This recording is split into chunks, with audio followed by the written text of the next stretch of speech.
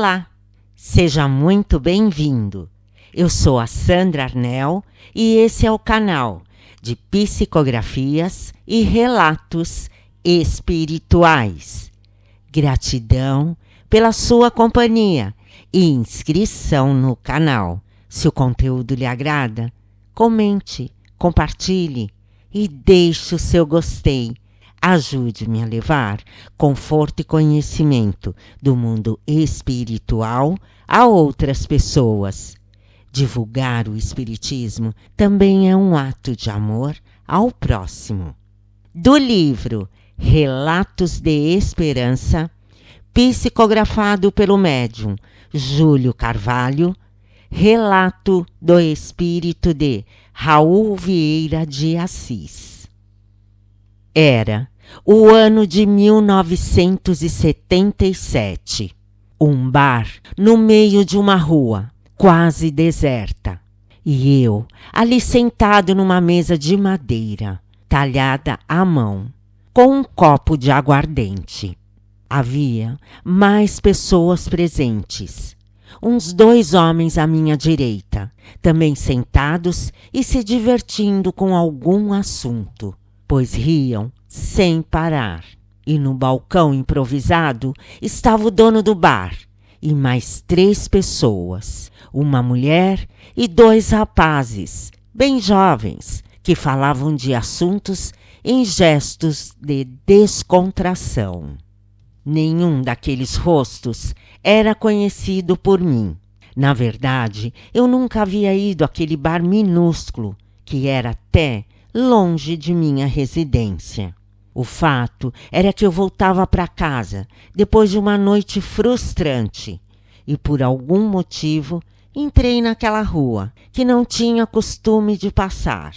Perdido, desorientado, de repente vi-me naquele bar, pedindo a bebida e sentando ali para tentar aliviar minha pressão. Eram quase meia-noite e eu não sabia se realmente queria voltar para casa. Quando pensava em casa, aí que meu coração doía com mais força ainda. A casa tão desejada por mim e minha esposa, que abrigava nosso único filho, Fabrício. Essa casa, tão sonhada, havia sido perdida. Sim, eu a perdi para os jogos naquela noite, numa aposta ousada. O vício é uma doença difícil de ser assumida. O vício nos jogos, como eu o possuía. É doce engano que te dá certezas falsas. E naquela tarde eu tinha certeza de que para vencer a crise que abalava nosso lar, poderia apostar minha casa com um velho agiota que patrocinava jogos clandestinos e que ganharia outros tantos valores a mais. Só que eu perdi. Como justificar para Raquel, minha esposa, que perdemos a única coisa que tínhamos? Como sair da casa que era nossa? Pois se não saíssemos, morreríamos todos. Conhecia bem a maldade de Anísio, o agiota, que antes de sair daquela reunião de jogos me alertava que no outro dia me procuraria para a posse dela. Eu não queria voltar para casa. Pensava aflito, quando a moça que estava no balcão me chama a atenção. "Ei, moço! Moço!" quase gritou. A atendi com um gesto feito pela cabeça, como a permitir que então falasse o que desejava. "Qual a melhor forma de morrer? O que você acha?" perguntou, enquanto bebia algo e esperava minha resposta junto a outros 2 rapazes que estavam ao lado, além do dono do bar. Com o meu ar de perdido no assunto e notando que eu estava deslocado, um dos jovens justifica a questão. "É que um amigo nosso tentou se matar na noite passada com veneno e acontece que ele não morreu. Sofre no hospital com vômitos horríveis, disse ele com cara de quem estava com nojo. E daí a gente aqui discutindo qual deve ser a maneira certa de se matar, para não sofrer e não correr o risco de sobreviver, completou ela. O balconista deu um largo sorriso e considerou. Na verdade, não há melhor forma de morrer. Deus me livre de pensar em morte. Vamos interromper esse assunto desagradável. Que Deus abençoe o Arthur, dizia ele, fazendo o sinal da cruz e referindo-se ao rapaz, o conhecido que tentou se livrar da vida. Acontece que desequilibrados e invigilantes, muitas vezes não sabemos identificar as trevas ao nosso redor, dando-nos inspirações negativas. E daquele momento em diante, pensei então, por que não me matar? O assunto deve ter surgido somente para lançar-me a sugestão de suicídio, pois encerrar ali mesmo sem minha resposta. Se bem pensarmos, há também inspirações positivas que tentam nos barrar, mesmo que não pareça ser de nosso merecimento. A cada pensamento que vinha em minha mente sobre realmente me matar, como ali começou de uma pergunta aparentemente ingênua, vinham outros tantos mostrando esperança, dando-me sugestões de volta por cima. Mas eu estava desequilibrado e preferi atender às dezenas de pensamentos de como me matar, do que às centenas de que não precisava chegar a tanto. Parece que até cheguei a ouvir algo. Eres um homem forte, jovem, com 42 anos de idade. Tem um filho de 8 anos, lindo, carinhoso, e uma esposa adorável. Ela entenderá. Passarão por dificuldades extremas, mas que importa isso? Confia em Deus, Raul. E daí vinham outras sugestões. Ela te abandonará amanhã mesmo e nunca mais verá seu filho. É um fracassado. Se mate mesmo, da melhor forma, sem deixar resquícios de possibilidade de viver esse tormento. Fracassado, inútil, perdeu tudo, vergonhoso. A sociedade te julgará. Falarão de você. Será julgado. Era uma luta, como a cena clássica de anjos e demônios, de um lado e do outro, tentando ganhar o cliente, que no caso era eu. E como na maioria dos casos, como péssimos instrumentos, sempre ouvimos o mal. E daquele bar, naquela noite, saí desorientado, caminhando ainda mais descompassado.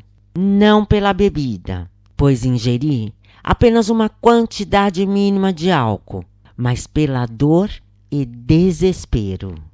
Fabrício, meu filho, era o menino mais doce e meigo que havia conhecido.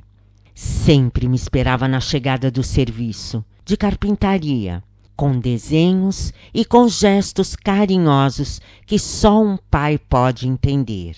Aquele abraço aconchegante de fim de tarde e Raquel esperando com jantar delicioso para a noite. Comida simples, mas agradável. Uma família que muito homem queria ter. Mas, entre nós, existia o vício e a teimosia de não aceitar auxílio. Sim, eu poderia ter tido a humildade de ouvir Raquel e, com certeza, a casa não estaria mais perdida. Casa aquela que Raquel conseguiu de um terreno que o pai a presenteou e juntos a construímos com tanta dificuldade. Gastamos uns 6 anos. Raquel sempre me pediu para tratar aquele vício, que a acompanhasse na igreja, que aceitasse a ajuda do irmão dela, meu cunhado Gabriel, que poderia me auxiliar com terapias. Eu olhava para eles com aquele ar de quem estava superior. Sim, eu que tinha o controle de minhas coisas. E que vício! Eu sempre dizia. Eu não estou viciado. Sei quando parar. E paro com tranquilidade. E agora? Como chegar em casa? Como falar da casa? Para onde iremos? O que nossos familiares diriam de mim? Como fazer? Como recomeçar? Eu poderia recomeçar? E as sugestões não paravam de brotar na minha mente, boas e ruins. Eu, que nunca pensei em suicídio, agora o via como única solução. Eu, que sempre fui tranquilo, agora desesperado. Como era horrível o desespero! E numa dessas sugestões negativas veio então: Deus te abandonou. Deus! Sim, Deus me abandonou. Que pai injusto é esse que me colocou em apuros? Deus, na verdade, não existe. Pensei e gritei. Então, desesperado, pensando em tudo e todos à minha volta. E foi assim que, em certo ponto da caminhada, ao atravessar uma rodovia que dava acesso à rua da minha casa, decidi que morrer seria o melhor. E então, gritando: Eu vou morrer! Eu quero morrer!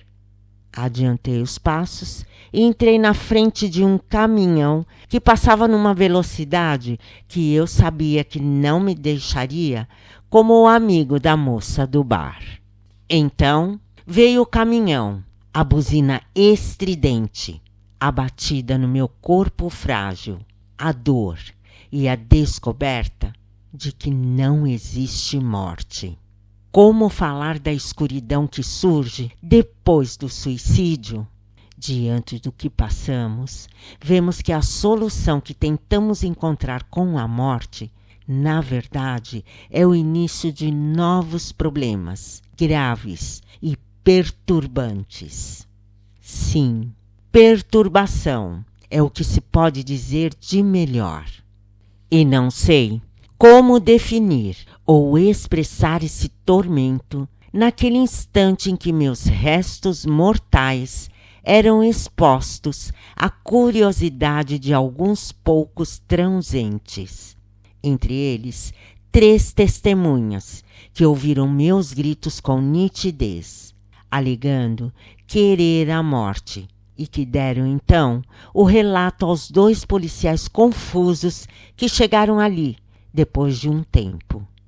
Eu assisti a tudo num estágio de entorpecimento. Tentava falar, mas não conseguia.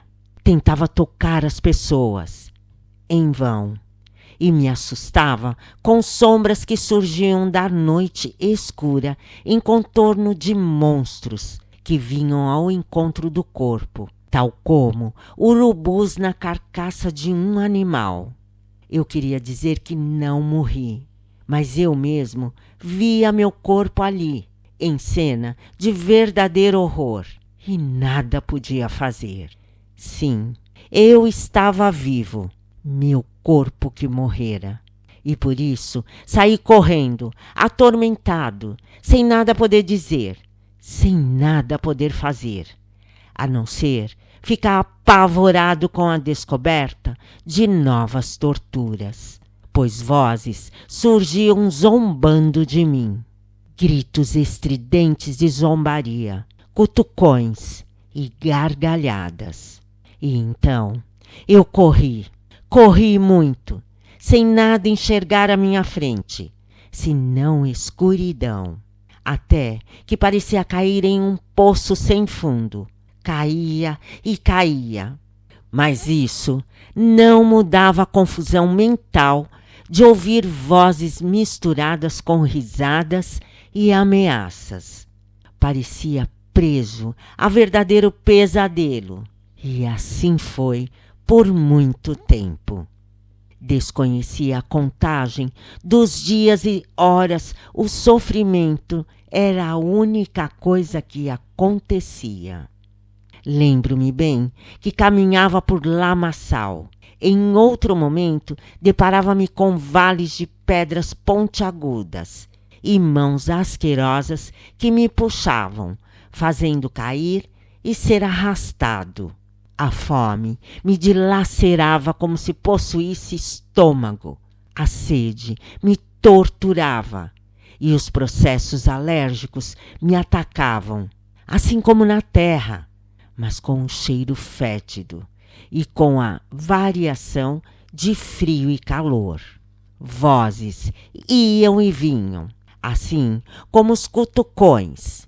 Eu não as distinguia, não conseguia ver um rosto qualquer conhecido, e por muito tempo assim fiquei. Chorava, gritava também, principalmente quando a fase de entorpecimento havia passado, pois fiquei muito tempo sem conseguir sequer pensar direito, apenas via a dor. A cena do caminhão e a buzina de vez em quando retornavam em minha mente. Era como se colocasse o som daquela buzina em alto volume e não pudesse mais desligar, abaixar. Seguia por horas, dias talvez, já que retorno a afirmar, não conseguia distinguir a passagem do tempo. Não conseguiria explanar aqui todo o sofrer que ficou guardado em minhas experiências. Não encontro definições para tal e nem creio que conseguiriam traduzir de fato meu desalento. Com o tempo, a sua mente volta a raciocinar, embora isso não alivie o sofrer. Talvez o aumente, pois vem o arrependimento e a revolta surgida de um pobre de mim. E depois, ainda uma ideia de quem de fato seria o culpado disso tudo. Deus. Estudando melhor depois os relatos de suicídios, vemos que cada caso é uma história diferente, mas sempre está presente o arrependimento. Em um dado momento, eis que, como se atravessasse a escuridão, alcanço um lixão que conseguia reconhecer, pois era bem próximo da minha casa. O cenário não mudara muito, e não sei como se processou aquela passagem. Se as pessoas se assustam com zumbis expostos em telas de cinema, não conseguiriam ver nada mais parecido ali, naquele meio. Eu via espíritos que, como eu, mais pareciam criaturas deformadas, sensíveis à luz do sol, que parecia incomodar, como incomoda alguém com enxaqueca. E eu novamente corri, queria alcançar minha casa.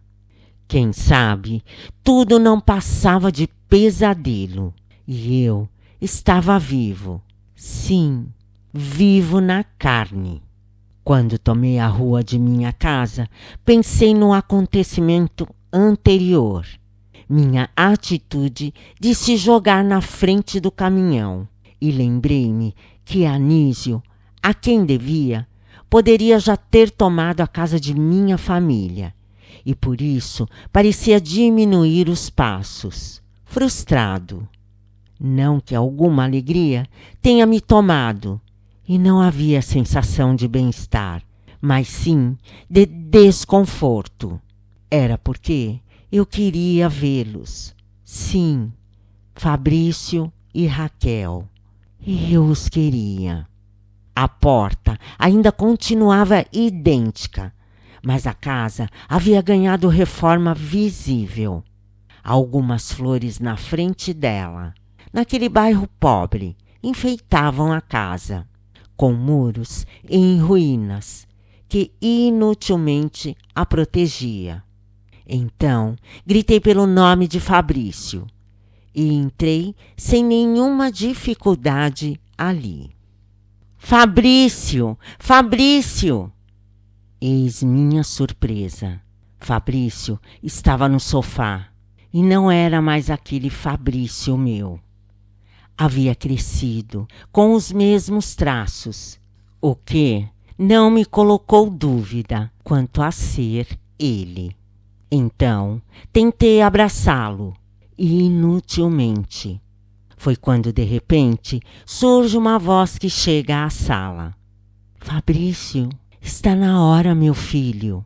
Era Raquel que surgia. Não parecia ter mudado o quanto Fabrício mudou. Era como se estivesse com a imagem da última vez que a vi. Deu-me saudade daquele tempo que chegava do trabalho e jantávamos juntos. Deu-me tristeza, de uma forma tão intensa que acho que não conseguiria sentir ainda mais tristeza. Sentia angústia. Passei alguns segundos intacto, com pensamentos diversos na cabeça. Era como se estivesse numa guerra, perdido em meio a tiros e bombas, sobrevivendo machucado. A dor já era meu estágio comum. Eu era um morto-vivo. Foi quando deixei-me conta que Fabrício ia para a escola. Por ali, estagiei durante um tempo e percebi então que nada fazia senão querer ficar em casa. Descobri, surpreendido, que havia passado 4 anos desde que morri. E as testemunhas daquela noite não deixavam dúvidas de que eu estava me matando. E descobri tantas outras coisas, como a que Anísio, tocado de pena, perdoou a dívida e disse a Raquel que eu provavelmente deveria ter cometido aquele ato devido a essa dívida. Que precipitado fui! Ele não agiria com tanta agressividade. Pensei que deveria ser por causa da pena que os mortos despertam nos homens, pois todos que morrem passam a causar pena nos outros. Raquel, por sua vez, não possuía dúvidas. Sim, eu me matara porque desesperei pela dívida de jogos. E quantas vezes ela me alertara. Mas a vida seguia, pois tinha um filho para criar. Ela sentia pena de mim. Descobri tudo isso em conversas, durante o tempo que fiquei envolto a eles. E cada revelação era para mim uma tortura, um misto de espanto com arrependimento em seus mais elevados graus. Parecia que minha presença retomava assuntos. Bastava que Raquel encontrasse alguém ou recebesse alguma visita que o assunto de 4 anos atrás tomava nova forma e novos relatos vinham dela. Como sofreu, como foi difícil, que pena tinha de mim e que eu devia estar sofrendo no inferno. E quão certa estava ela, pois eu sofria no meu inferno. O pior que os homens imaginam. Pois era particular, criado por mim, e parecia cada dia mais difícil de ser superado. Eu não possuía esperanças de salvação. Quando ela fazia suas orações, me sentia banhado de luz. Eram raras, entretanto, pois parecia que Raquel havia perdido o hábito de orar, que de repente o efeito de minha morte a fizesse perder esse santo costume, que poderia aliviar e dar mais refrigério a todos. Mas ainda assim, de vez ou outra, ela orava, e isso me confortava.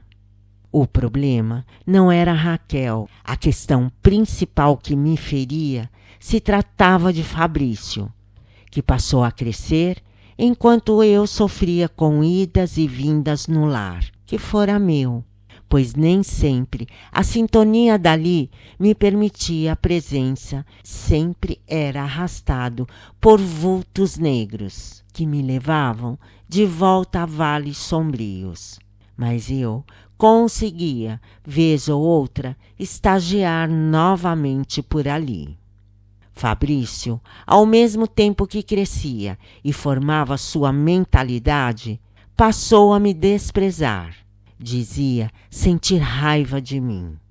A saudade transformou-se em revolta e não mais gostava do pai de anos atrás. Sentia repúdio, pois a covardia da atitude havia levado ele e a mãe a uma estagnação na vida. A mãe se matava de trabalhar na costura e na faxina para o sustento, enquanto ele mantinha-se triste e recluso. De imagem do marido e pai amado, passei a ser o vilão pelo ato impensado. O suicídio traz seus reflexos mais duros, pois além de criar problemas para a própria criatura que o comete, traz desafios enormes para os demais. Refletindo, sofria ainda mais. Quantas crianças poderiam ser mais felizes com pais resignados e que dessem passos atrás antes de se matarem? Quantas esposas sofreriam menos se o marido não tivesse se entregado à ilusão da morte? Quantas lágrimas e depressões de pais amorosos teriam sido evitadas se filhos não cometessem esse autossacrifício?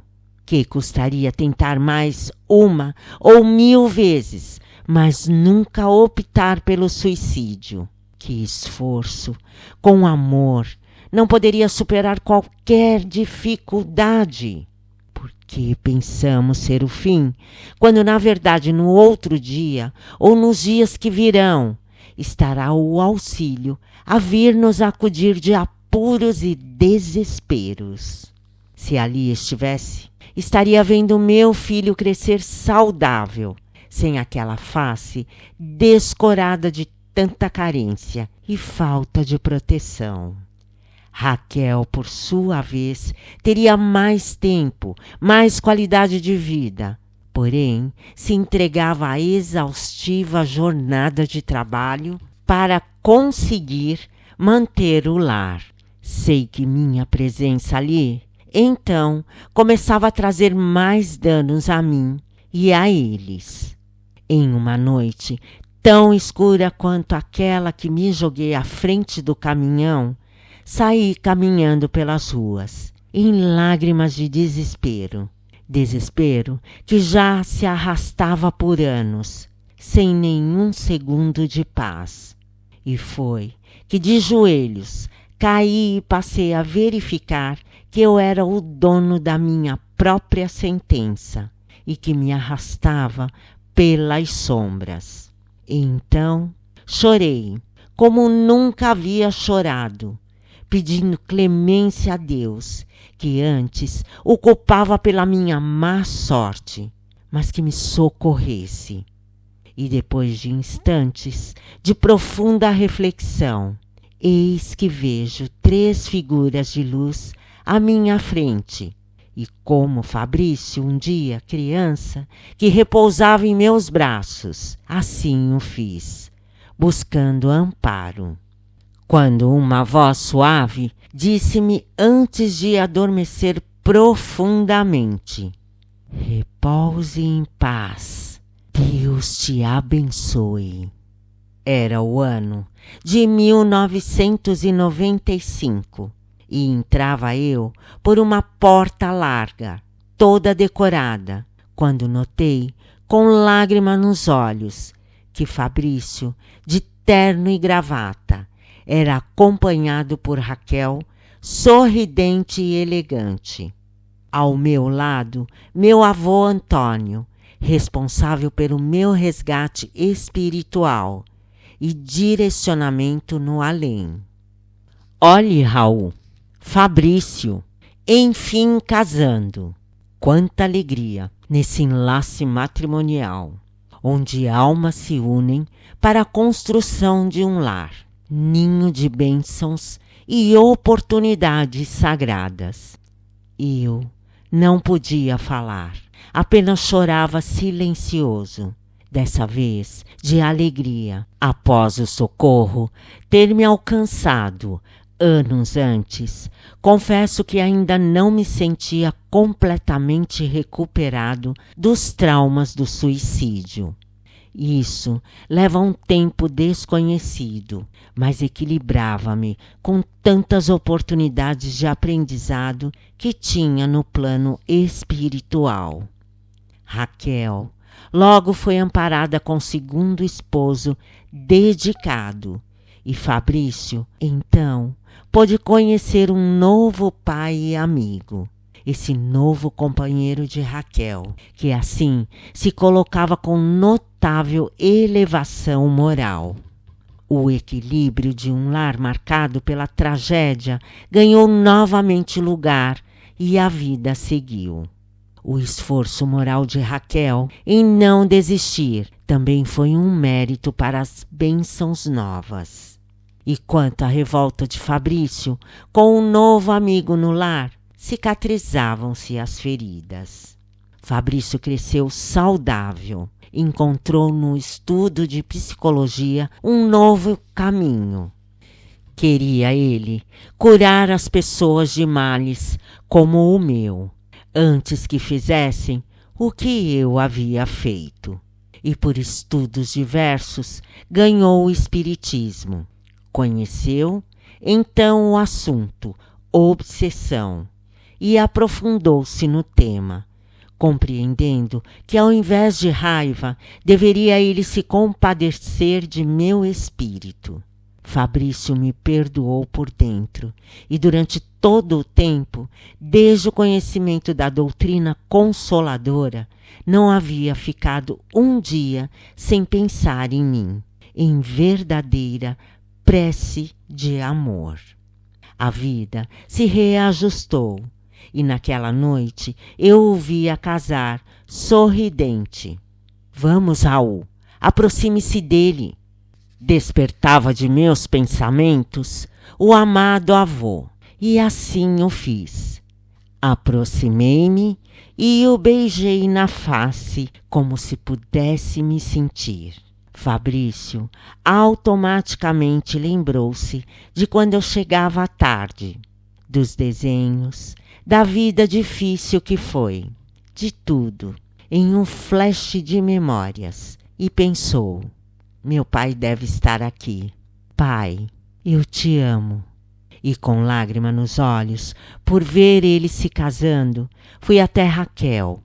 E dela também coletei os pensamentos e lembranças de uma vida de lutas. Vamos, Raul, precisamos voltar.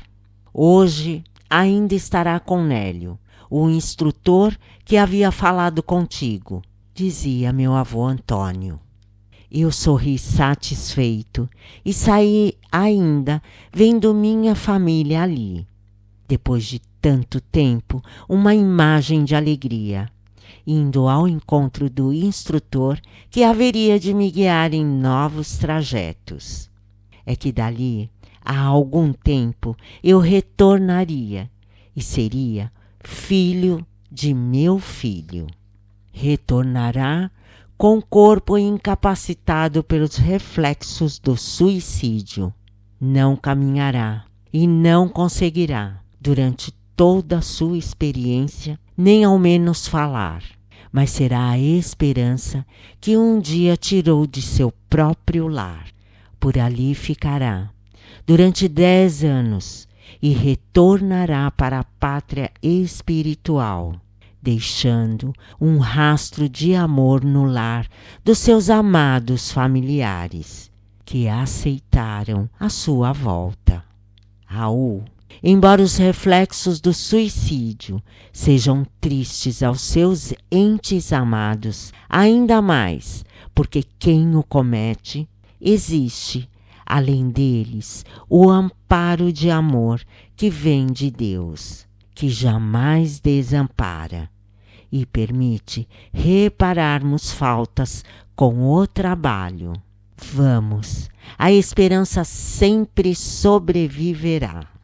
E eis que voltei, 10 anos de puro amor. Viram-me partir de volta, sem dor, com o sentimento de dever cumprido, me amando e cuidando de mim, dando-me fortaleza moral para as lutas que seguiremos. Minha esperança ainda não cessou, ela segue, dentre todas que me habita, uma que eu relato. Antes de tudo, pense naqueles que ama e pense que nunca é tarde para recomeçar, para reparar, para viver. E sempre tenha ânimo.